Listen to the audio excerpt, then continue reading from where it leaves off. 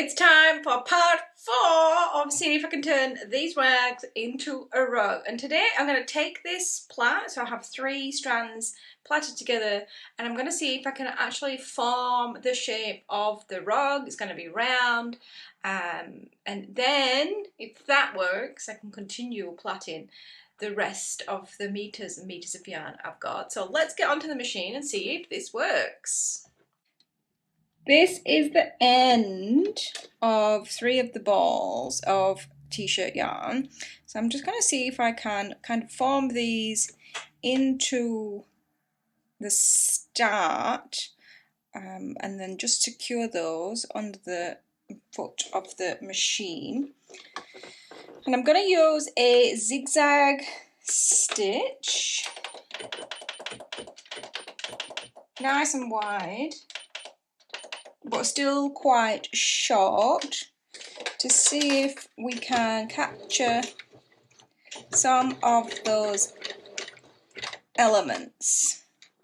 So when I say elements, like the different strands, you have to kind of catch the different strands, because otherwise if you only catch the blue strand, it kind of pulls apart when you're trying to come around on itself. So that looks nice and secure in the center. Now the machine isn't really feeding this yet. It doesn't really have anything to grab onto, I don't think. So I'm just going to be patient, and I've got some decent anchor stitches in, so hopefully it shouldn't unravel. And then let's see if we can make this feed.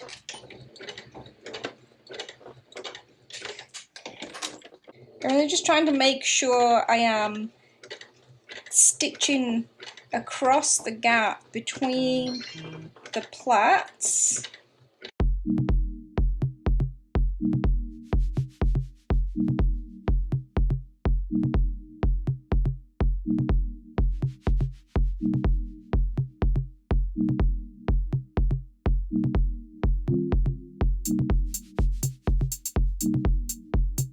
Let's take a look. Pretty happy with that. That looks pretty good. There's a lot of stitches. I may lengthen the stitch length, and the tension's not quite right because they are pulling, so I will adjust the tension between the top and bottom, but I do like that. That's kind of how I envisaged it working out. So happy to keep going with that. I may be here for some time.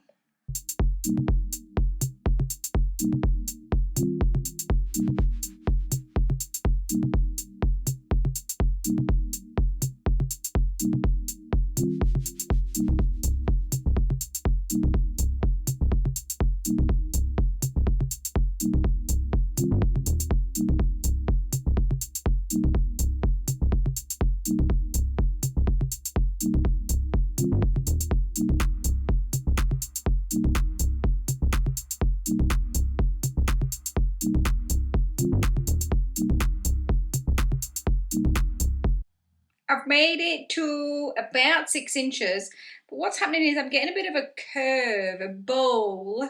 It was more severe and I took it out. So I'm going to first see if I can press this, like see some steam, might relax something, because I really do want it flat, because a rug with creases is not a good rug.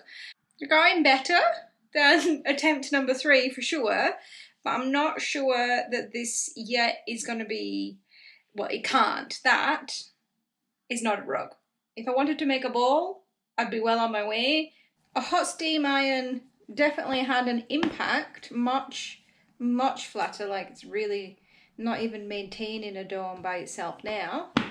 So that is good.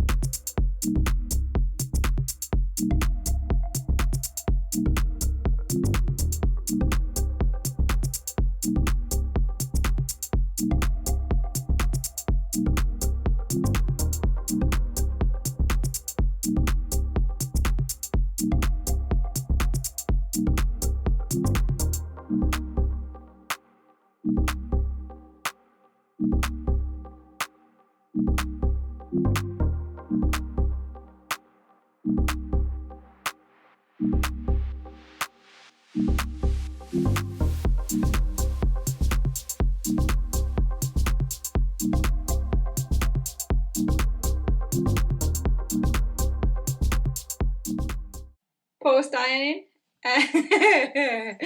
So the magic that occurred last time I ironed it may only work in small sections, so I'm going to have to rework this.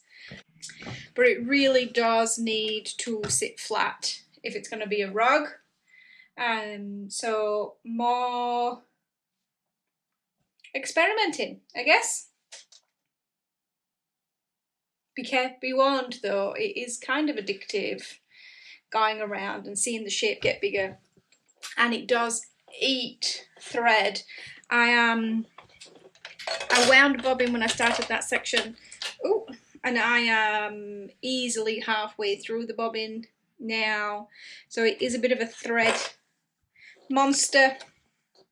Took this back to about 9 inches wide. I flattened it with the iron, and I'm coming back in, and I think I have a bit of a realization. I think what I was doing before was I was kind of pulling this to try to get it as close as possible to the previous coil. So I was kind of pulling on this, which is creating that outer edge tension, which is causing the curl. I've been much more successful kind of giving this a bit of a push towards the needle. I'm still getting good join, I guess you would call it. And so I'm just giving it like a little push. There's basically no tension on this outside rope or thread at all.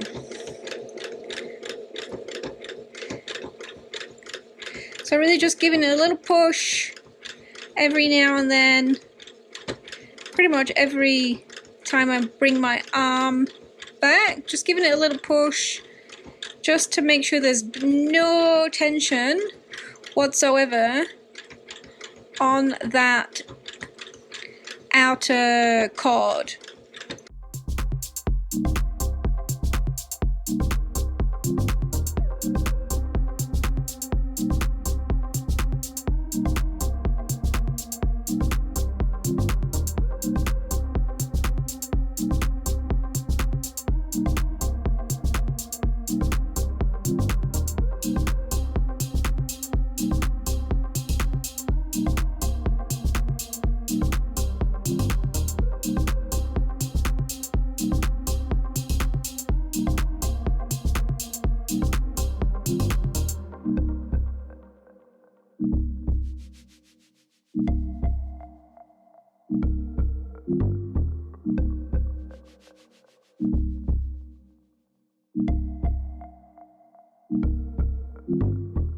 You can already see how much flatter that is, and I'm fairly certain the iron will flatten the rest.